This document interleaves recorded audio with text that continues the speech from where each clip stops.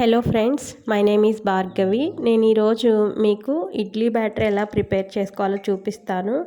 ముందుగా మినప్పప్పును 8 hours soak చేసుకోవాలి. రవ్వను కూడా సోక్ చేసుకోవాలి. తర్వాత మినప్పప్పును వాష్ చేసుకొని గ్రైండర్లో వేసుకొని గ్రైండ్ చేసుకోవాలి.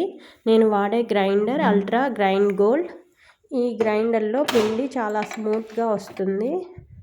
మిక్సీలో కన్నా గ్రైండర్లో వేయడం వల్ల చాలా స్మూత్గా ఉంటుంది. ఈ డైరెక్షన్ రైట్ సైడ్ వైపర్ ఉండే విధంగా పెట్టుకొని బటన్ ఆన్ చేసుకొని ముందుగా వాటర్ యాడ్ చేసుకొని పప్పును కూడా వేసుకొని గ్రైండ్ చేసుకోవాలి. మెల్లగా వేస్తూ పప్పును గ్రైండ్ చేసుకుంటూ ఉండాలి. వాటర్ని యాడ్ చేసుకుంటూ గ్రైండ్ చేసుకోవాలి. ఇందులో పిండి చాలా స్మూత్గా వస్తుంది.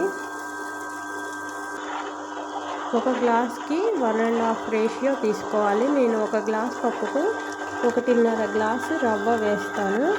1:1.5 అయితే చాలా సాఫ్ట్గా ఉంటాయి. ఇడ్లీ దూదిలాగా ఉంటాయి. చాలా స్మూత్గా వస్తుంది బ్యాటరు. చాలా బాగుంటాయి ఇడ్లీ కూడా. ఇడ్లీ అంటే ఇష్టం లేని వాళ్ళు కూడా తినే విధంగా ఉంటాయి. చాలా స్మూత్గా ఉంటాయి. తర్వాత రవ్వను కూడా వాష్ చేసుకోవాలి. 3-4 టైమ్స్ వాష్ చేసుకొని నీట్గా తర్వాత పిండిలో యాడ్ చేసుకోవాలి. ఈ విధంగా వాష్ చేస్తూ 3-4 టైమ్స్ రవ్వను గట్టిగా పిండేసుకొని గిన్నెలో వేసుకోవాలి. రవ్వను గట్టిగా పిండేసుకొని గిన్నెలో వేసుకుంటూ ఉండాలి. ఈ విధంగా చేస్తూ ఉండాలి. తర్వాత పిండిని కూడా తీసుకొని వచ్చి రవ్వలో యాడ్ చేసుకొని మొత్తాన్ని మిక్స్ చేసుకొని నైట్ అంతా ఉంచుకొని మార్నింగ్ ఇడ్లీ వేసుకోవటానికి పిండి రెడీ అవుతుంది. ఈ విధంగా పిండి అంతా తీసేసుకొని మిక్స్ చేసుకోవాలి. రవ్వను పిండిని ఇడ్లీ బ్యాటర్ రెడీ అవుతుంది.